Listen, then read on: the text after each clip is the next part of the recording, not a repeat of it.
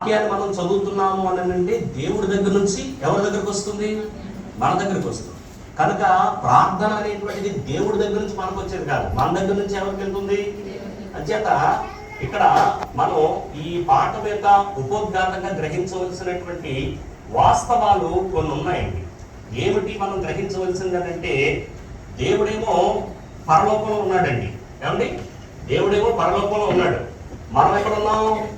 భూమి మీద ఉన్నామండి. ఏమండి? కాబట్టి మానవుని యొక్క హృదయ స్పందనను పదజాల రూపంలో భూమి దగ్గర నుంచి పరలోకంలో ఉన్నటువంటి దేవుని దగ్గరికి అందించేటువంటి ఒక ఉన్నతమైన కార్యమే ఈ ప్రార్థన. అర్థమవుతుందా? అందుచేత నేరుగా మీరు పరలోకాన్ని నుంచి మాట్లాడుతున్నటువంటి కార్యం కాదు ఇది. నేరుగా మీరు పరలోకాన్ని నుంచి మాట్లాడుతున్నటువంటి మాటలు కాదు ఇది. పరలోకాన్ని నుంచి భూమి మీదకి వచ్చేసారు మీరు. పరలోకాన్ని నుంచి భూమి మీదకి వచ్చేసారు. భూమి మీదకి వచ్చేసిన తర్వాత భూమి దగ్గర నుంచి ఇప్పుడు మరలా ఎక్కడికి పంపిస్తున్నారు? ఈ మాటలు పరలోకానికి పంపిస్తున్నారు. పరలోకానికి పంపిస్తున్నప్పుడు మన మనవులు దేవుని దగ్గరికి చేరదయ్యా లేవా అనేటువంటిది ఎప్పటికప్పుడు మనం స్వపక్ష చేసుకోవాలి. అర్థమవుతుందా? మీరు ఆచారంగా ప్రార్థన చేస్తున్నారా, మొక్కుబడిగా ప్రార్థన చేస్తున్నారా, ఎట్లా ప్రార్థన చేస్తున్నారా అనేటువంటిది నాకు తెలియదు, కానీ మీ ప్రార్థన మీ దగ్గర నుంచి మీ దేవుని దగ్గరికి చేరిందా లేదా అనేటువంటి స్వపరీక్ష ప్రతి క్రైస్తవుడికి కావాలి. ఇది చాలా ప్రాముఖ్యమైనటువంటి అంశం. ఎందుకు మనిషి యొక్క జీవితంలో అవసరత ఇంకా అవసరతగానే మిగిలిపోతుంది? ఎందుకు మనిషి యొక్క జీవితంలో అక్కరగానే మిగిలిపోతుంది? ప్రతి వారం ప్రార్థన చేస్తున్నాం, ప్రతిరోజు ప్రార్థన చేస్తున్నాం, ప్రతిరోజు దేవుణ్ణి అడుగుతున్నాం. ఎందుకు అక్కరగానే మిగిలిపోతుంది? అవసరతగానే మిగిలిపోతుంది? కారణం ఏంటంటే, మీరు దేవుని గురించి అయితే అడుగుతున్నారో ఆ మనవి ఎక్కడ చేరటం లేదు. జాగ్రత్త. మనం చేసే ప్రతి మనవి దేవుని చెంత చేరుతుందా లేదా? చాలా జాగ్రత్తగా మనం దాన్ని స్వపరీక్ష చేసుకోవలసినటువంటి అవసరత ఉంది మనకి. ఇది చాలా ప్రాముఖ్యమైనటువంటి అంశం. ఒక మినిస్టర్తో మాట్లాడాలంటే స్క్రిప్ట్ తయారు చేసుకుంటాం, ఓ ఎమ్మెల్యేతో మాట్లాడాలంటే స్క్రిప్ట్ తయారు చేసుకుంటాం, ఓ కలెక్టర్తో మాట్లాడాలంటే స్క్రిప్ట్ తయారు చేసుకుంటాం. ప్రతి దానికి కూడా ముందు ఏం మాట్లాడాలి, ఎలా మాట్లాడాలి తయారు చేసుకుని వెళ్ళి మనం మాట్లాడతాం. ఎలా పడితే అలా మనము మాట్లాడేసి, ఏది పడితే అది మనము మాట్లాడేసి, ఏ పదజాలాలు పడితే ఆ పదజాలాలు మనం ఉపయోగించాం. సర్వశక్తి సంపన్నుడైన దేవుడి దగ్గరికి మీ మాటలు చేరుతున్నాయి. కాబట్టి ఈ మాటలు ఎలా చేరుతాయి? ఏ అంశాలు ఉపయోగిస్తే మీ మనవి దేవుని దగ్గరికి చేరుతుంది? ఏ మాటలు ఉపయోగిస్తే మీ ప్రార్థన దేవుని దగ్గరికి వెళ్తుంది? గమనించాలి. ఈ రోజున దానిని మనం చాలా జాగ్రత్తగా నేర్చుకోవడానికి ప్రయత్నం చేద్దాం. దానికి ముందు యోహాను సువార్త 9వ అధ్యాయం 31వ వచనంలో యేసుక్రీస్తు లేదు, చాలా కష్టం.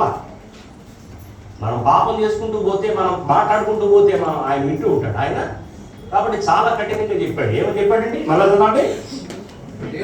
దేవుడు పాపుల మనవి ఖచ్చితంగా మనసులో ఫిక్స్ చేసుకోండి. మానవాళి దగ్గర నుంచి దేవుని దగ్గరికి వెళ్ళినటువంటి ఈ ప్రార్థనకి కొన్ని రెస్ట్రిక్షన్స్ పెట్టాడు దేవుడు.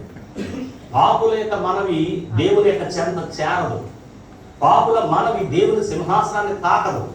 పాపుల మానవి దేవుని యొక్క చెవిని పడదు. జాగ్రత్త. మనం ఏదో రూపేణ పాపము మన బ్రతుకులో నివసింపజేసుకొని, ఏదో రూపేణ పాపము మన జీవితాల్లో భద్రం చేసేసుకొని మనం ప్రార్థన చేసేస్తున్నాము, మనం వినేస్తున్నాడు దేవుడు అని అనుకోవటం అపోహ. అది మనం మోసం చేసుకోవటమే. కింద అంటాడు, ఏమంటాడు? ఎవడైనను ఎలాగండి? ఎవడైనను దేవభక్తుడై ఉండి ఆయన చిత్తము చొప్పున జరిగించిన ఎడల ఆయన వారి మనవిని జాగ్రత్త. ఎంత సీరియస్ గా చెప్పాడు చూడండి. ఎంత ఉన్నతమైనటువంటి మాట, ఎంత శ్రేష్టమైన మాట. అంటే ఒక మనుషుడు దగ్గర నుంచి దేవుడి దగ్గరికి ప్రార్థన వెళ్ళాలి అని అంటే అక్కడ కొన్ని కండిషన్స్ పెట్టాడనమాట. మొట్టమొదటి కండిషన్ ఏంటి? ఎవరు మనల్ని దేవుడు ఆలకించడు. కాబట్టి ఇప్పుడు ప్రార్థన చేసేవాడు చేసుకోవలసినటువంటి ఒక స్వపరీక్ష ఏమిటంటే, ఒకవేళ నా బ్రతుకులో ఏదైనా పాపం చోటు చేసుకుంటుందా? పాపం యొక్క రూపాలు అనేక రకాలు, ఎన్నో రకాలు ఉన్నాయి పాపం యొక్క రూపాలు. కాబట్టి ఏదో రూపం ఏం చేద్ది? మనలో నివసిస్తుంటది. కాబట్టి పాపం యొక్క రూపాన్ని నా బ్రతుకులో పెట్టుకొని నేను దేవుణ్ణి అడిగితే దేవుడు ఎట్లా నా మనవుని ఆలకిస్తాడు? అంచేత ఒక కండిషన్ ఏంటంటే, సీరియస్ కండిషను, ఒకవేళ నేను పాపం చేస్తూ ఉన్నాను అనుకోండి, నా మనవుని దేవుడు ఆలకించడు. కాబట్టి నేను పాపం చేసుకుంటూ వెళ్ళిపోతాను, నేను దేవుని అడుగుతూ ఉంటాను, నేను పాపం చేసుకుంటూ వెళ్ళిపోతాను, నేను ప్రార్థన చేసుకుంటూ ఉంటాను అనేటువంటిది సరైనటువంటి ఆలోచన కాదు. ప్రార్థన చేసేటువంటి వాడు తన బ్రతుకులో దేన్ని అదుపు చేసుకోవాలి? పాపమును అదుపు చేసుకోవాలి. జాగ్రత్త. పాపము అదుపు చేయబడని వ్యక్తి యొక్క మనవులు దేవుడి చెంత చేరవు. దేవుడు అట్లాంటి వాడి విషయంలో తన చెవిని ఒగ్గడానికి సిద్ధంగా లేడు. తన చెవిని పక్కన పెట్టుకోవడానికి ఆయన ఆలోచిస్తున్నాడు. అందుచేత ప్రార్థన, ఎవరి ప్రార్థన వినడానికి ఆయన ఇష్టపడుతున్నాడు అని అంటే ఎవరైతే పాపము చేయకుండా ఉంటారో వాళ్ళు. రెండోది అట్లా అంటాడు, ఖచ్చితంగా వాళ్ళు భక్తిపరుడై ఉండాలి. ఎవరండి? భక్తిపరుడు, దేవభక్తి కలిగి ఉండాలి. ఏదో మతపరమైనటువంటి భక్తి కాదు, పరిసైడు లాంటి భక్తి కాదు, ఆచారంతో కూడినటువంటి భక్తి కాదు. అర్థమైందా? మనం కూడా ఉంటాం ప్రార్థనలో చాలా సిన్సియర్గా వాక్యం నేర్చుకుంటాం, సిన్సియర్గా వాక్యం వింటాం. ప్రార్థన అయిపోయిన తర్వాత చెత్త పనులు, చెత్త మాటలు అలవాటు చేసుకుంటాం. సాధారణ మనం ఏం చేస్తాడు? అలా మంచేస్తాడా? మంచేస్తాడా లేదా? వెంటనే మంచేస్తాడు. ఈ చర్చ్ బిల్డింగ్లో కూర్చున్నంత కాలం మంచడం, ఈ చర్చ్ బిల్డింగ్ జస్ట్ అలా దాటి బయటికి వెళ్ళేటప్పటికి సాధారణ ఏం చేస్తాడు? తప్పుడు ఆలోచనలకు మళ్ళీ మంచేస్తాడు. అంటే భక్తి అప్పుడు దేవుడికి సంబంధించిన భక్త, మతపరమైన భక్త? జాగ్రత్త. చర్చ్ బిల్డింగ్కి సంబంధించిన భక్తి అయితే అది మతపరమైన భక్తి. చర్చ్ బిల్డింగ్ లో ఉన్నప్పుడే జాగ్రత్త అనేటువంటి వాడు మతపరమైన, ఆచారపరమైన భక్తిని కలిగిన వాడే తప్ప దైవికమైనటువంటి భక్తి కలిగినటువంటి వాడు కాదు. అర్థమవుతుందా? నీ భక్తి దైవ భక్తి అయితే దేవుని సన్నిధిలో నువ్వు ఎలా ఉన్నావో నీ ఇంట్లో అలాగే ఉంటావు, నీ ఇంట్లో ఎలా ఉన్నావో రోడ్డు మీద అలాగే ఉంటావు. నువ్వు కాలేజీలో చదువుకుంటున్నావా, స్కూల్లో చదువుకుంటున్నావా, గవర్నమెంట్లో ఉద్యోగం చేస్తున్నావా, ప్రైవేట్లో ఉద్యోగం చేస్తున్నావా, కూలి పని చేసుకుంటున్నావా, ఎక్కడ చేసుకున్నా నీ భక్తి ఒకలాగా ఉంటుంది, మారదు. నువ్వు భక్తిపరుడు అయితే ఎక్కడైనా నీ భక్తి ఉంటే. అర్థమవుతుందండి? అందుచేత ప్రార్థన చేసేటువంటి వ్యక్తి తప్పనిసరిగా కూడా భక్తిపరుడై ఉండాలి, భక్తిపరుడై ఉండాలి. అర్థమైందండి? అంచేత నెంబర్ 1, ప్రార్థన చేసేటువంటి వాడు పాపములకు చాలా దూరంగా ఉండడానికి ప్రయత్నం చేయాలి. యోహాను తన పత్రికలోనే వివరించాడు, మొదటి పత్రికలో. ఎవరైనా సరే దేవుని ఎరిగాను అని చెప్పుకున్నటువంటి వాడు ఉంటే అలాంటి వాడికి ఒక ప్రతీక ఏంటంటే పాపములకు దూరంగా ఉన్నవాడై ఉంటాడు. పాపమును ఎరగని వాడైతే, పాపమును చూడని వాడైతే, పాపము చెంత చేరని వాడైతే దేవుడు దాన్ని ఎరిగినటువంటి వాడని చెప్తాడు మొదటి యోహాను పత్రిక 3:6. కాబట్టి ఇప్పుడు మనము దేవుని యొక్క సన్నిధిలో మనం ప్రార్థన సమర్పణ చేయడానికి వస్తున్నటువంటి ప్రజలు, మరి ప్రార్థన సమర్పణ చేయడానికి వస్తున్నటువంటి ప్రజలుగా మనం ఉన్నప్పుడు మనం చేయవలసిన పని ఏంటి? చూడండి, కొంతమంది దేవాలయానికి వెళ్తారు. దేవాలయానికి వెళ్ళేటప్పుడు వాళ్ళు ఏం చేస్తారంటే కొబ్బరికాయలు పట్టుకెళ్తారు, పూలు పట్టుకెళ్తారు, అగరబడులు పట్టుకెళ్తారు, అట్టిపళ్ళు పట్టుకెళ్తారు, ఇవన్నీ పట్టుకెళ్తారు. అవన్నీ ఎవరికి చెందినవి? ఏమండి, ఎవరికి చెందినవి? దేవుడికి చెందినవి. అప్పుడు దేవుడికి చెందినవి అనేటువంటి ఆలోచన అది నిజంగా దేవుడి దగ్గరికి వెళ్తాయి ఎలా అనేటువంటిది వాళ్ళకి తెలియదు. కానీ వాళ్ళు ఎవరికి చెందినవి అనుకుంటున్నారు వాళ్ళు. కాబట్టి అది ఏం చేస్తారు? పొరపాటున ఎవరన్నా చిన్న బొడ్డోడు వచ్చి ఏం చేస్తాడంటే అమ్మ అట్టుపండి, అమ్మ అట్టుపండి అన్నాడు అనుకోండి. ఇతరులు ద్రాక్షారసం మనం ప్రభురాత్రిలో తీసుకుంటున్నప్పుడు ద్రాక్షారసం తాగుతున్నాం అనుకోండి, మనవాడు వచ్చి ద్రాక్షారసం పట్టించమంటే పట్టిస్తాడు. నాకు తెలుసా, రొట్టె ముక్కకి అమ్మమ్మ తాతయ్య అన్నారు అనుకోండి, ఏం చేస్తాం మనం? రొట్టె ముక్కలు ఇస్తాం. చూసారా? భక్తి మందే కాదండి. అలాంటి వాళ్ళు ఉన్నారండి, అలాంటి వాళ్ళు ఉన్నారు. ద్రాక్షారసం కొద్దిగా తాగి కొద్దిగా పిల్లలకు పట్టించేవాడు, రొట్టె కొద్దిగా తిని కొద్దిగా పిల్లలకు పెట్టేవాడు. చూసారా? అంటే కనీసం మతము అనేటువంటి దాంట్లో నిజమైనటువంటి దేవుడు ఎరగనటువంటి వ్యక్తుల మధ్య ఉన్నటువంటి భక్తిపరమైనటువంటి ఆచారపరమైన భక్తి కూడా మన దగ్గర కనిపిస్తుంది. అందుకే ఆయన ప్రార్థన విషయంలో కూడా ఆయన ఉపయోగించిన మొట్టమొదటి పదజాలం ఏంటంటే, సబ్జెక్ట్ ఏంటంటే వేషధారులు. ఏమన్నాడు? వేషధారులు. అందుచేత ఇప్పుడు ప్రార్థన చేసేటువంటి వాడు భక్తిపరుడై ఉండాలండి. భక్తితో కూడినటువంటి ప్రార్థన దేవుని సన్నిధికి వెళ్ళబోతోంది. అక్కడ మూడోది ఇంకో మాట చెప్పాడు. ఏం చేశాడు? దేవుని చిత్తము నెరవేర్చాలండి. ఎప్పటి వరకు? ఈ ప్రార్థనాపరుడు దేవుని చిత్తాన్ని అన్ని సందర్భాల్లో కూడా నెరవేర్చేటువంటి వాడై ఉండాలి. చివరికి చచ్చిపోవడం కూడా ఏమనుకోవాలంటే ఎవరి చిత్తం అనుకోవాలి? నీ చిత్తమే అనుకోవాలి. ఈశ్వరుడు అనుకున్నాడా లేదా? తండ్రి, నీ చిత్తమైతే ఈ గిన్నె నా యొద్ద నుండి తొలగించు అన్నాడు. అయినను నా చిత్తం కాదు, ఎవరి చిత్తం?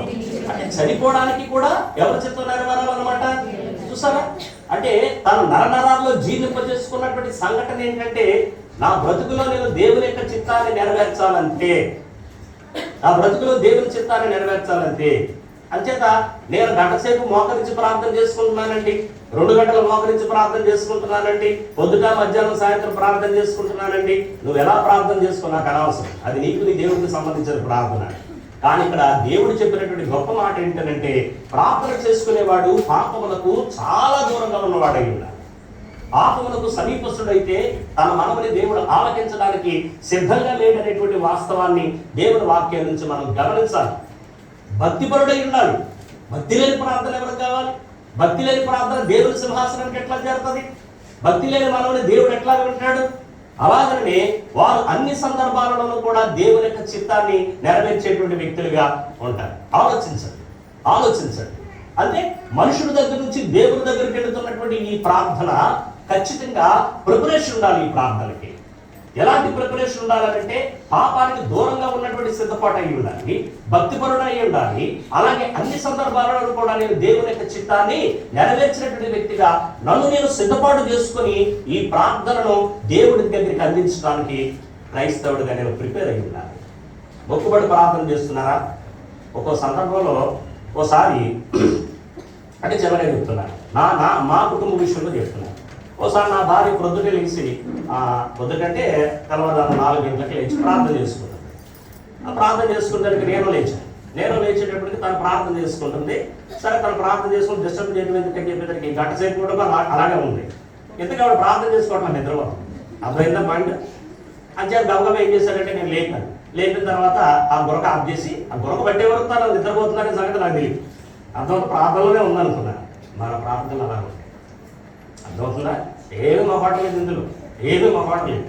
అలాంటి ప్రార్థనలు మోకరిస్తే మోకాలు చెప్పలో నొప్పులు వచ్చేస్తున్నాయి అనేటువంటి వాళ్ళు ఉంటారు. కింద కూర్చొని ప్రార్థన చేయమంటే కింద కూర్చొని ప్రార్థన చేయలేదని పరిస్థితులు ఉంటాయి. యేసుప్రభు మోకరించి ప్రార్థన చేయలేదా? ఒక 10 నిమిషాలు ఎక్కువగా ప్రార్థన చేస్తే ప్రార్థన ఎక్కువైపోయింది అనుకునేటువంటి వాళ్ళు ఉంటారు. తెల్లవారులు కూర్చొని ఆయన ప్రార్థన చేయలేదా? అంచేత ఇవన్నీ కూడా ఆలోచించండి. ఇవన్నీ కూడా ఒకసారి ఆలోచించండి. క్రైస్తవ్యం ఎలాగ మనం పెంచుకుంటున్నాం, ఎలాంటి ప్రార్థన దేవుని సన్నిధికి చేరబోతుంది. లూకాసు వార్త 11వ అధ్యాయము 1వ వచనాన్ని మనం జాగ్రత్తగా చూసినట్లయితే, లూకాసు వార్త 1వ అధ్యాయం 11వ అధ్యాయము 1వ వచనాన్ని మనం చూద్దామండి. చూడండి ఏం చేస్తారంటే, ఇక్కడ ఆయన ప్రార్థన చేసుకునేటువంటి కార్యక్రమం ఆయనకి ఎప్పుడు ఉంటది. ఆయన జీవితంలో ప్రార్థన అనేది విడిచిపెట్టలేదు. ఎందుకంటే యేసుప్రభు యొక్క జీవితంలో ఇవి ఉన్నాయి. ఆయన ఒక చోట ప్రార్థన చేయించుండేడు. ఎవరు? యేసుప్రభు ప్రార్థన చేసుకుంటున్నాడు. తన బ్రతుకులో అనునిత్యము తనను వెంటాడుతున్నటువంటి సంఘటన ఏంటంటే ప్రార్థన. ఎక్కడికి వెళ్ళినా ప్రార్థన వదలలేదు, ఎక్కడ కూర్చున్నా ప్రార్థన వదలలేదు. అర్థమవుతుందండి? నేను అందుకే చాలా మందిని కోరుతానండి, మీరు ఉద్యోగం చేసుకున్నప్పుడు టైం ఉంటే మీ బ్యాగ్లో కూడా ఒక బైబిల్ పెట్టుకెళ్ళండి. మీకు టేబుల్ ఉంటే ఆ టేబుల్లో పెట్టుకోండి, ఖాళీ ఉంటే ఆ బైబిల్ చదవండి. వ్యాపారం చేసుకుంటూ బైబిల్ చదవకూడదా? ఏమంటే ఉద్యోగాలు చేసుకుంటూ బైబిల్ చదవకూడదా? చదువుకున్నప్పుడు ఖాళీగా ఉంటే ఆ చెట్టు నిండా కూర్చొని బైబిల్ చదవకూడదా? ఆడితో వీడితో చెత్త చెదారమని కబుర్లు వేసుకునే బదులు, వాళ్ళతో వీడితో ఆ మాటలు ఈ మాటలు మాట్లాడుకునే బదులు వాళ్ళు ఏం నేర్పిస్తారు మనకి? సిగరెట్లు కాల్చడం నేర్పిస్తారు, చుట్టలు కాల్చడం నేర్పిస్తారు, కైనీళ్ళు తినడం నేర్పిస్తారు, ఇవి నేర్పిస్తారు. బైబిల్ చదువుకుంటే దేవుడు ఏం నేర్పుతాడు? అద్భుతమైన సంఘటన నేర్పుతాడు.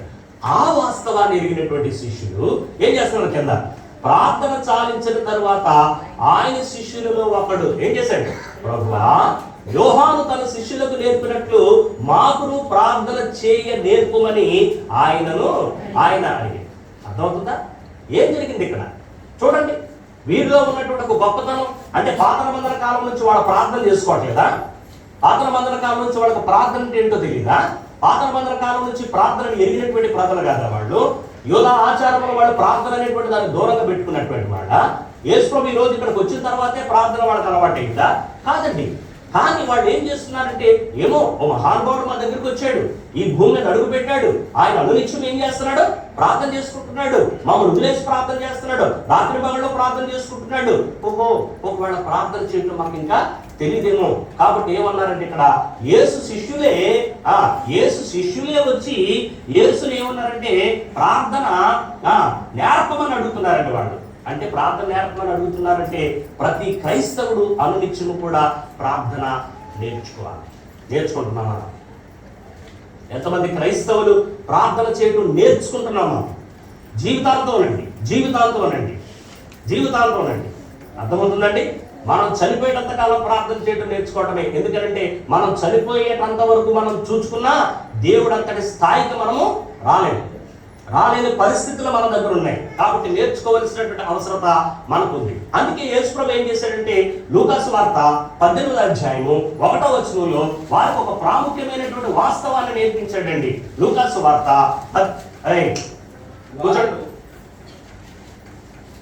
ఎవరిని బయటికి కాదన్నాకండి రామారావు గారు. వారు విసుకక నిత్యము ప్రార్థన చేయుచుండవలెనంతకు ఏం చేస్తున్నారండి? ఎలాగండి? ఇక్కడ 2 ముఖ్యమైనటువంటి పాయింట్స్ వారికి నేర్పిస్తున్నాడండి. ఎవరో? యేసుప్రభు. అర్థమవుతుందండి? ప్రార్థన చేయమని చెప్పి వాళ్ళే అడిగారండి. ఎవరో? యేసుప్రభు శిష్యులు అడుగుతున్నారండి. అయితే యేసుప్రభు శిష్యులు ప్రార్థన చేయమని అడుగుతుంటే యేసుప్రభు ఏం చేస్తున్నాడంటే వారికి ఏం చేశాడు? ఇక్కడ 2 ముఖ్యమైనటువంటి సంఘటనలు నేర్పించాడండి. ఇది చాలా ప్రార్థన చేసేటువంటి వారికి అవసరమైనటువంటి సంఘటనలు. ఏంటంట? వారు ఒకటి ఏంటండి?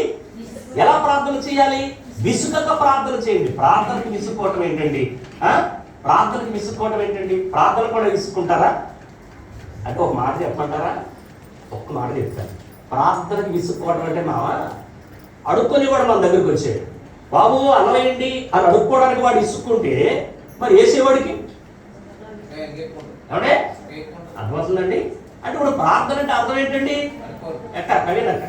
అడుక్కోవడం. ఎవరిని? అంతే. దేవుని అడుక్కోవడం అంటే దాని ఒక మాటలో చెప్పాలండి. దేవుని అడుక్కోవడానికే మనకు విసుక. మరి దేవుని అడుక్కోవడానికే మనకు విసుక అయితే ఇచ్చేటువంటి దేవుడికి ఇవాళ ఎంతమంది ప్రార్థన చేస్తున్నారు? ఎన్ని ప్రార్థనలు వచ్చి రండి సార్, మీ కుర్చీ ఖాళీ చేసి మీకు ఖాళీ చేసి పెట్టేస్తున్నాం సార్. Okay sir. అర్థమవుతుందండి? ఏమంటాడండి ఆయన? విసుకక. ఎలాగండి? విసుకక. ప్రార్థన చేయడానికి విసుకేటండి. ప్రార్థన చేయడానికి విసుకేటండి. అబ్బోయ్ చాలా భయం అండి. ఏమో మీరు నా దగ్గర ఏమి నేర్చుకున్నారో నాకు తెలియదు. నన్ను విమర్శించడం నేర్చుకున్నారో లేకపోతే నా దగ్గర పాఠాలు నేర్చుకున్నారో నాకు తెలియదు. కానీ నాకు ఒక అలవాటు ఉంది. సంగీతరావు దగ్గర కూర్చున్నానండి. ఈ కుర్చీ నాది. పక్కన సంగీతరావు దగ్గర కూర్చున్నాను.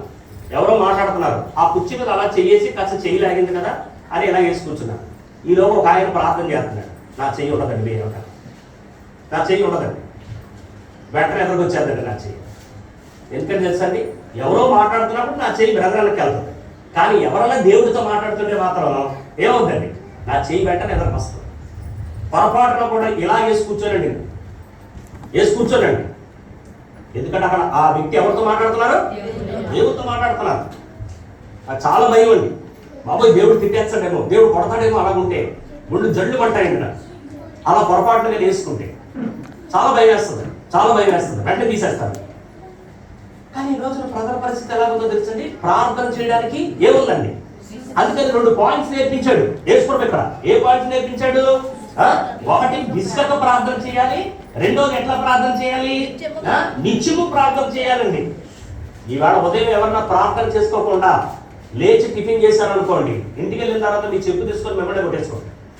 నేను కొట్టను. ఆ డ్యూటీ నాది కాదు. నాకు దేవుడు ఆ పని అప్పగించలేదు. వాక్యం చెప్పమని అప్పగించాడు. దేవా ఎందుకు నేను ప్రార్థన చేయలేదు? ఎందుకు ఇవాళ ప్రార్థన చేయలేదు? సిగ్గుపడాలి. చాలా తప్పండి. ప్రార్థన ఏర్పాటు పెట్టండి. మనకి ప్రార్థన ఏర్పాటు పెట్టి క్రైస్తవుడికి వేషధారణతో కూడిన జీవితాలు బతికేద్దాం అనుకుంటున్నామండి. మనం ఎలాంటి జీవితాలు బతుకుదాం అనుకుంటున్నాం? చాలండి, బతికిన జీవితాలేండి. బోల్డ్ అంత జీవితాలు గడిపేస్తాం.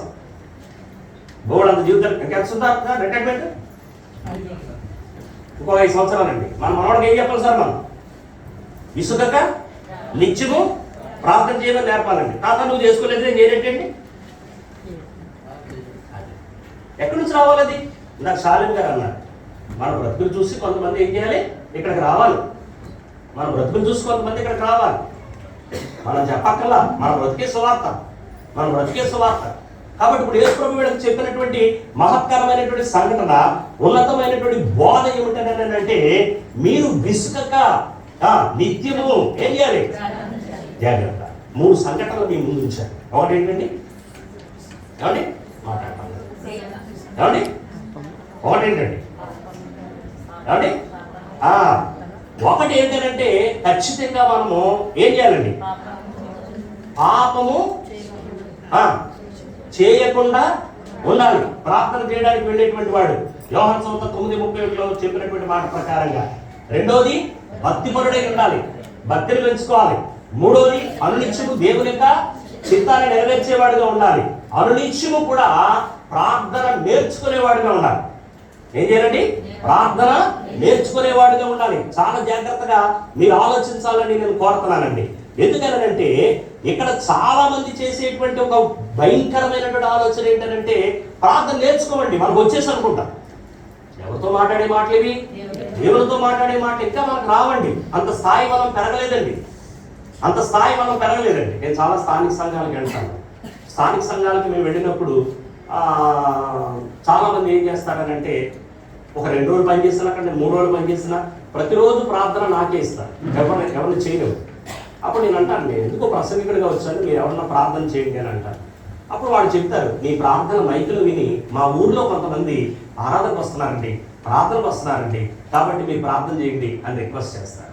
నేను చేయటువంటి ప్రతిరోజు నేను చేస్తాను. అక్కడ ఏం చేయాలి? ఎవరు చేయాలి? స్థానిక సువార్థికులు, స్థానిక సభ్యులు నేర్చుకోవాలి. ప్రతిరోజు నేర్చుకోవాలి, ప్రతిరోజు నేర్చుకోవాల్సిందే. నేర్చుకోకపోతే ఎట్లాగ మనం? అంచేత ఆ ప్రార్థన విసుకగా చేయండి, ఆ ప్రార్థన నిత్యము చేయండి. ప్రార్థనాపరుడండి. నా భార్య ప్రార్థనాపరురాలండి, నా భర్త ప్రార్థనాపరుడండి, నా భార్య నిత్యము ప్రార్థన చేసుకుంటుందండి, నా భర్త నిత్యము ప్రార్థన చేసుకుంటాడండి, ప్రార్థన వదలరండి, నా పిల్లలు వదలరండి అని చెప్పుకునేటువంటి చరిత్ర మనకుందా?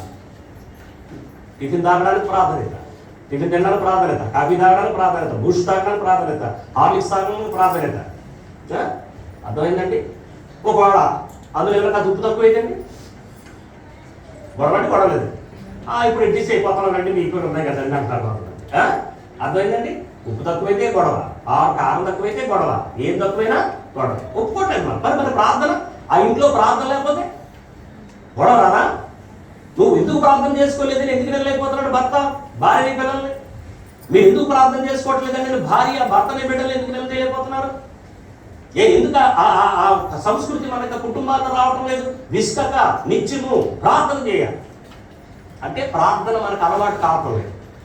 ఏదో నేర్చుకుంటున్నాం, ఏదో భక్తి నేర్చుకుంటున్నాం, ఏదో ఆచారాలు కట్టుబాటులు నేర్చుకుంటున్నామే తప్ప నిజమైనటువంటి జీవితాన్ని కొనసాగించడం లేదు. అందుకని యేసు ప్రభు ఏం చేశాడనంటే మీరు చేసేటువంటి ప్రార్థనలో ఏం చేయాలి?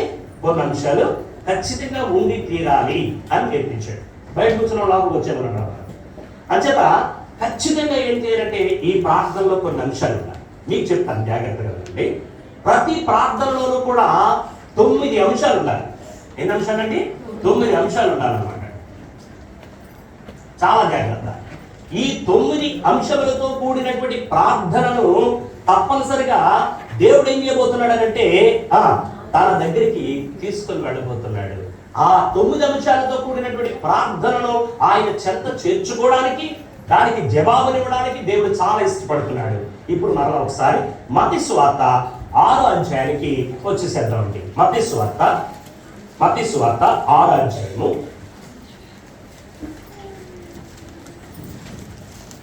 బయట ఉన్నవాడు దయతో లోపలికి వచ్చేసేయండి. పాటలు అందరూ ఆలోచించాలని నేను కోరుతున్నానండి. పిల్లలు ఒకవేళ పెద్దవాళ్ళకి సీట్లు లేకపోతే కింద కూర్చొని వాడికి ఉండి 9వ వచనం నుంచి 15వ వచనం వరకు చదువుతారండి. అంటే ప్రార్థన చేయటం యేసు ప్రభు నేర్పిస్తున్నాడు. ఇది అందరికి వచ్చిన ప్రార్థన కదండి, రాన ప్రార్థన అంటే ఏమి కాదు. దీన్ని పెట్టబడిన పేరేంటండి? కాదండి, అది మైండ్లో తీసి పక్కన పడేయండి, దాన్ని బ్లాక్ చేసేసేయండి, డిలీట్ చేసేయండి మైండ్లో నుంచి. పరలోకపు ప్రార్థన కాదండి. మీరు చేసిన ఏ ప్రార్థన ఎక్కడికి వెళ్తుంది? పరలోకానికి వెళ్తుంది. కాబట్టి ఈ ప్రార్థన వెళ్ళి ఆ ప్రార్థన వెళ్ళదని కాదు, పరలోకపు ప్రార్థన అనేది మైండ్ నుంచి పక్కన పడేసేది. ఈ ప్రార్థనలో 9 కీలకమైనటువంటి అంశాలు ఆయన నేర్పించాడు. ఆ 9 కీలకమైనటువంటి అంశాలు మీ ప్రార్థనలో ఉండాలి అని తెలియపరచడానికే ఈ ప్రార్థన ఆయన నేర్పించడం జరిగిందనమాట. చదవండి. నీ నామం పరిశుద్ధపరచబడి గాక, నీ రాజ్యం వచ్చి గాక, నీ చిత్తము పరలోకమందు నెరవేర్చున్నట్లు భూమి యందును నెరవేరును గాక. మా అనుదిన ఆహారము నేడు మాకు దయచేయము. మా రుణస్తులను మేము క్షమించిన ప్రకారము మా రుణములు క్షమించును. మమ్మల్ని శోధనలోకి తేక దృష్టి నుండి మమ్మల్ని తప్పించును. మనుషుల అపరాధములను మీరు క్షమించిన యెడల మీ పరలోక తండ్రి మీ అపరాధములను క్షమించును.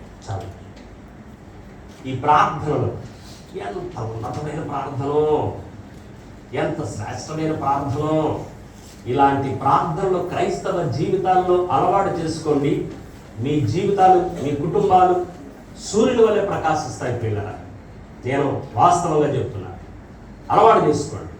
ఈ ప్రార్థనలో ఆయన ఏమి నేర్పబోతున్నాడు, ఏ విషయాలు నేర్పబోతున్నాడు, ఈ ప్రార్థనలో ఉన్నటువంటి కీలకమైనటువంటి అంశాలు ఏమిటి, ఎంతమంది క్రైస్తవులు దీన్ని అర్థం చేసుకోగలుగుతున్నారు, ఎంతమంది క్రైస్తవులు దీన్ని అర్థం చేసుకున్నారు, ఎంతమంది క్రైస్తవులు దీన్ని గ్రహించారు. ప్రతి ప్రార్థనలోనూ కూడా ఉండవలసినటువంటి మొట్టమొదటి అంశము చాలా జాగ్రత్తగా ఆలోచించాడు. చదవండి 10వ వచనం. 9వ వచనంలో ఏమన్నాడు? అంచేత ఆయన ఏం చేస్తున్నాడు అని అంటే, కాబట్టి మీరు ఇలాగూ ప్రార్థన చేయండి అంటే ఇదే చేయండి అని అలా, మీరు ఇలాగ ప్రార్థన చేయండి అంటే ఒక విధంగా చెప్పాలంటే ఇది ఏంటంటే మాదిరి అనమాట అండి. మాదిరితో కూడినటువంటి ప్రార్థన, మనందరికీ కూడా మాదిరితో కూడినటువంటి ప్రార్థన. కాబట్టి మీరు ఎలాగో ప్రార్థన చేయండి. ఎవరో ఏం చేశారంటే ఆర్టీఓ ఆఫీస్ దగ్గరికి వెళ్ళి జయరాజ్ గారు ఇల్లు ఎక్కడండి అని అడిగారు. ఇదేనండి జయరాజ్ గిరి అనడానికి, ఇలా వెళ్ళండి అనడానికి తేడా ఏమైనా ఉందండి? తేడా ఉందా? అంచేత ఇదే అన్నాడు అక్కడే ఉన్నట్లు లెక్క. అలాగే ఇదే చేయండి అన్నాడంటే మనం ప్రతిరోజు ఆ ప్రార్థన తప్ప వేరే ప్రార్థన చేయడం తెలియదు. దాన్ని కంఠస్థ పెట్టేసి ప్రతి ఒళ్ళు చేసేస్తే సరిపోద్ది. కానీ ఆయన అలాగంటలా, మీరు ఇలాగునా అంటే అదొక మాదిరి అనమాట. అందులో కొన్ని అంశాలు ఉంచండి, చాలా జాగ్రత్తగా మీరు ఆలోచించండి. ఏంటంటే ఇందులో ఉన్నటువంటి తొలి అంశం. కాబట్టి మీరు ఇలాగునా ప్రార్థన చేయండి. ఏమంటాడండి దగ్గర? పరలోకమందున్న నా తండ్రి. ఏంటండి ఇప్పుడు ఇందులో ఉండవలసిన తొలి అంశం? నీ నామము పరిశుద్ధపరచబడును గాక, నీ రాజ్యము వచ్చును గాక, నీ చిత్తము పరలోకమందు నెరవేర్చున్నట్లు ఎక్కడ? భూమి యందును నెరవేర్చుగాక. ఈ ప్రార్థనలో ఉండవలసిన తొలి అంశము, మొట్టమొదటి అంశము ఏమిటి? చాలా జాగ్రత్తగా మనం ఆలోచించాలి. ఇక్కడ మనం నేర్చుకోవలసినటువంటి మొట్టమొదటి అంశం ఏంటంటే, అడుగుతున్నాడు మనమే. ఎవరు అడుకుంటున్నాం? దేవుడు అడుకుంటున్నాం. అసలు ఒక ప్రశ్న ఏంటంటే, దేవుడు ఓ మనుషుడికి ఎందుకు ఇవ్వాలండి? అసలు ఒక మనుషుడు వెళ్ళి దేవుడిని ఎందుకు అడగాలి? ఓ మనుషుడికి దేవుడు ఎందుకు ఇవ్వాలి? అసలు మొదటి ప్రశ్న అర్థమవుతుందండి. అసలు మనమేంటి, దేవుడిని అడగటం ఏంటి? అప్పుడు మనం వెంటనే ఒక జవాబు మన దగ్గర వచ్చేది. ఏం జవాబు వచ్చేది? మనం సృష్టించిన వాడు ఎవరండి? దేవుడే. కాబట్టి మనం ఏం చేయాలండి? దేవుడిని అడగాలి అనంట. మరి మనం సృష్టించిన వాడు దేవుడైతే మనం దేవుడిని అడగాలనుకుంటే అన్ని మనం సృష్టించిన సృష్టికర్త ప్రకారంగానే చేయాలిగా. మనం చేస్తామా? అడిగేది మాత్రమే చేస్తాం. ఏంటి? మిగతా పనులన్నీ మనస్సానుసారంగా చేస్తాం, అడిగేది మాత్రమే దేవుడు అడుగుతాం. అప్పుడు వెంటనే రెండో ప్రశ్న రావాలి, ఆయన ఎందుకు చేయాలి మనకి? చాలా జాగ్రత్త.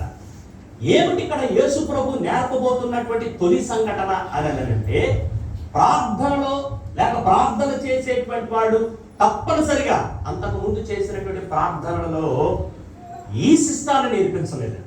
తొలిసారిగా మానవ జీవితాలను పునకరింపజేసేటువంటి గొప్ప సంఘటన నేర్పించాడు ఆయన. ఆ ప్రార్థన నేర్పుతూ ఏమన్నాడంటే, పరలోకమందున్న మా తండ్రి. అంటే ప్రార్థనలో ఉండవలసిన తొలి అంశం ఏంటంటే, దేవుడికి నీకు మధ్య కుటుంబము అనేటువంటి బాంధవ్యం ఉండాలండి. అడిగేవాడు ఎవరిని అడుగుతున్నావో ఆయనకి నీకు మధ్య ఒక ఫ్యామిలీ కాన్సెప్ట్ ఉండాలి. అందుకే ఇక్కడ దేవా నువ్వు నాకు సహాయం చేయి అని అంటలేదండి ఆయన.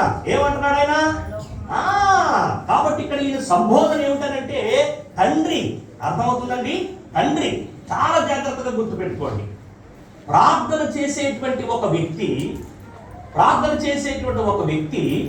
ఎవరినైతే అడుగుతున్నాడో ఆ వ్యక్తితో తప్పనిసరిగా కూడా సంబంధాన్ని కలిగి ఉండి తీరాలి. ఆ సంబంధము కూడా ఓ కూల్ డ్రింక్ సంబంధం కాదు, ఓ టీ సంబంధం కాదు, అర్థమవుతుందండి? ఓ షికారులకు సంబంధించిన సంబంధం కాదు. ఎలాంటి సంబంధం కలిగి ఉండాలి? దేవుడేమో తండ్రిగా ఉంటాడు, మనమేమో కుమారులం. అర్థమవుతుందండి? అంచేత ఈ రిలేషన్షిప్ ఉండాలన్నమాట. మీకు మాట చెప్పనా, సీరియస్ గా చెప్తున్నా. తండ్రి కుమారుల సంబంధము లేకుండా గాని మీరు కానీ దేవుడిని అడిగితే మీ మనవని దేవుడు అర్థమవుతుందా? నీకేమన్నా అర్థమవుతుందా? మాట్లాడతాం. ఎందుకు ఆయన ఆలకించాలి? ఎవరు మనమని చెప్పి ఆలకించాలి? తన కొడుకు మనమైతే ఆయన ఏం చేస్తాడు? ఆలకిస్తాడు. ఇప్పుడు దారంతో ఒక ఆయన పోతున్నాడు. మా నాన్నగారు ఉన్నారు, మా నాన్నగారి పేరు మద్దాల రాజు, ఆయన పేరు. ఇప్పుడు మా నాన్నగారు వెళ్తున్నారు అనుకోండి, నాన్నగారు అని పిలిచారు అనుకోండి, ఏం చేస్తాడు ఆయన? ఎరా నాన్న ఏంటి అని పలుకుతాడు. ఎవరో దారం పోయేవాడిని నాన్నగారు అని పిలిస్తే అసలు పట్టించుకోడు.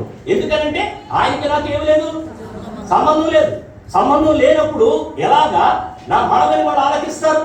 అలాగే ఇప్పుడు యేసుప్రభువు ఇక్కడ చెప్పాలనుకుంటున్నటువంటి విషయం ఏంటంటే, తండ్రి అనేటువంటి మాట ఆయన ఉపయోగించాడు అని అంటే అర్థం ఏంటంటే, ప్రార్థన చేసేటువంటి వాడు తప్పనిసరిగా దేవుడితో తండ్రి కుమారుల సంబంధములు కలిగి ఉండవలసినదే.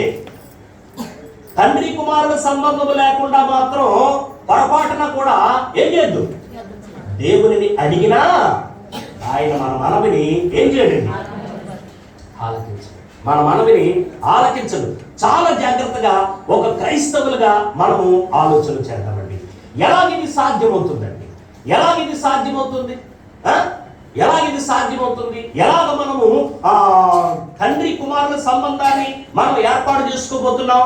చూడండి, యోహాను సువార్త జాగ్రత్తగా మనం ఆలోచన చేద్దాం. యోహాను సువార్త 3వ అధ్యాయము. చాలా జాగ్రత్తగా దీన్ని ఆలోచించాలని నేను కోరుతున్నానండి. యోహాను సువార్త 3వ అధ్యాయము 3వ వచనం నుంచి మనం జాగ్రత్తగా ఆలోచన చేద్దామండి. యోహాను సువార్త ఏంటండి? అందుకు యేసు అతనితో ఒకడు క్రొత్తగా జన్మిస్తేనే గాని, అర్థమవుతుందా? ఏంటండి ఇక్కడ జరగవలసినటువంటి ముఖ్యమైనటువంటి ప్రోగ్రామ్ ఏంటండి? ఏమండి మాట్లాడటం లేదు. ఒకడు క్రొత్తగా జన్మించాలి. ఇక్కడ ఏమండి? క్రొత్తగా జన్మించాలి. 3వ అధ్యాయము 3వ వచనం నుంచి 5వ వచనం వరకు కూడా చెప్పబడింది. చదవండి. అక్కడ 3వ వచనం నుంచి 5వ వచనం వరకు రాయబడినటువంటి ఈ సంఘటన అంతటిని కూడా గమనించండి, ఒకసారి ఆలోచించండి. చదవండి.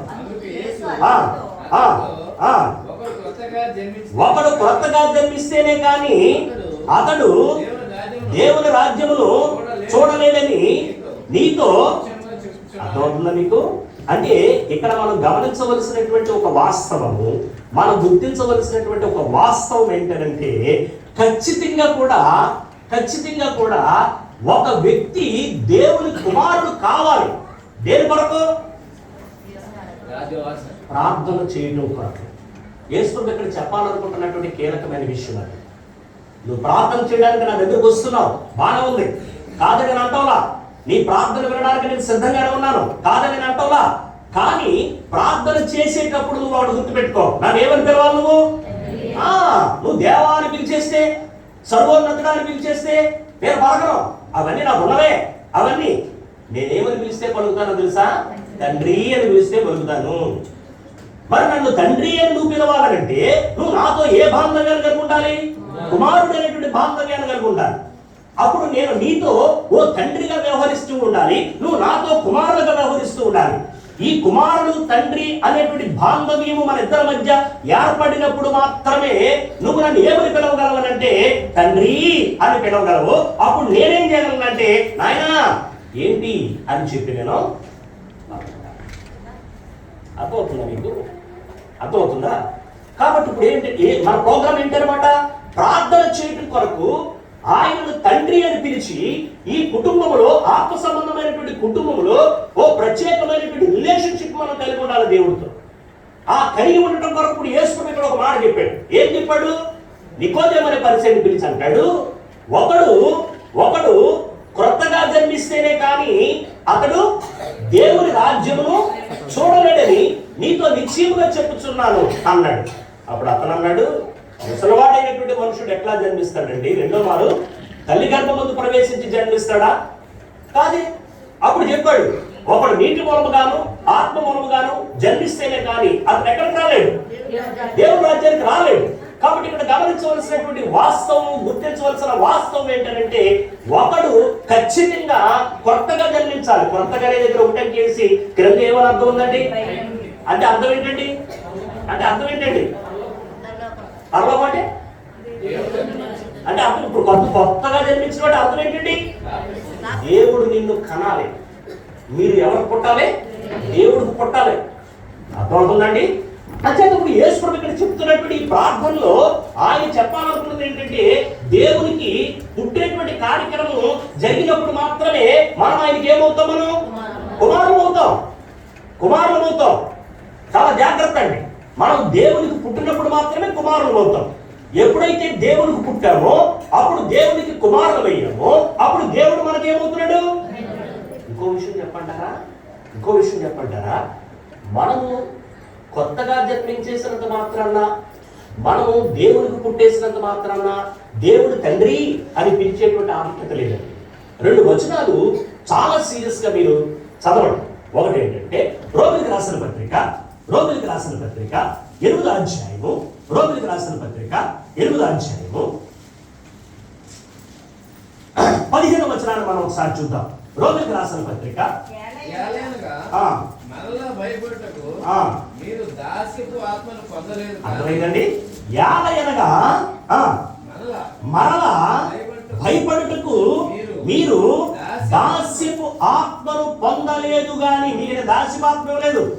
ఏ ఆత్మనిచ్చాను? దత్తపుత్రాత్మనిచ్చాను. ఎవరి దత్తపుత్రాత్మ? హోలీ స్పిరిట్, పరిశుద్ధాత్ముడు. అర్థమవుతుందా మీకు? అంటే ఎవరైతే దేవునికి పుట్టారో, అర్థమవుతుందండి? ఎవరైతే దేవునికి పుట్టారో, ఎవరైతే దేవునికి పిల్లలయ్యారో, ఎవరినైతే దేవుడు కన్నాడో వారికి దేవుడు ఇచ్చినటువంటి ఒక మహత్కరమైనటువంటి వరం ఏంటండి? మహత్కరమైన వరం ఏంటి? అక్కడ పరిశుద్ధాత్మ అనేటువంటి వరం ఇచ్చాడు. అక్కడ అర్థమవుతుందండి? పరిశుద్ధాత్ముడు అనేటువంటి వరాన్ని ఇచ్చాడు. ఒకవేళ దేవునికి పుట్టకపోతే ఎవరారు? పరిశుద్ధాత్ముడు మనలోనికి రాడు. చాలా జాగ్రత్త. ఈ పరిశుద్ధాత్ముడు మనలోనికి వచ్చి చేస్తున్నటువంటి పని ఏమిటి? అతింద అంటాడండి. ఏమంటాడు? ఆ ఆత్మ గలవారమై. ఏ ఆత్మ? పరిశుద్ధాత్మను గలవారమై. అంటే మనం దేవుడికి పుట్టాం కాబట్టి పరిశుద్ధాత్ముడు వచ్చాడు. ఆ పరిశుద్ధాత్మను కలిగిన వారమై అబ్బా తండ్రి అని మొరపెట్టుచున్నాం. అంటే మొరపెట్టడం అంటే ప్రార్థన చేస్తున్నాం. అర్థమవుతుందో మీకేమన్నా? అంటే ఇప్పుడు దేవునికి పుట్టినటువంటి బిడ్డలలో పరిశుద్ధాత్ముడు వచ్చాడు. ఈ పరిశుద్ధాత్ముడు వచ్చాడు కాబట్టి మనం దేవుని ఏమని పిలవగలుగుతున్నాం? తండ్రి అని పిలవగలుగుతున్నాం. అంటే ఇప్పుడు అర్థం ఏంటన్నమాట? పరలోకమందున్న మా తండ్రి అని యేసు ప్రభు సంబోధించాడు ఇక్కడ. అంటే అందులో ఏదో తేలికపాటి భావం ఉందని మీరు అనుకుంటున్నారా?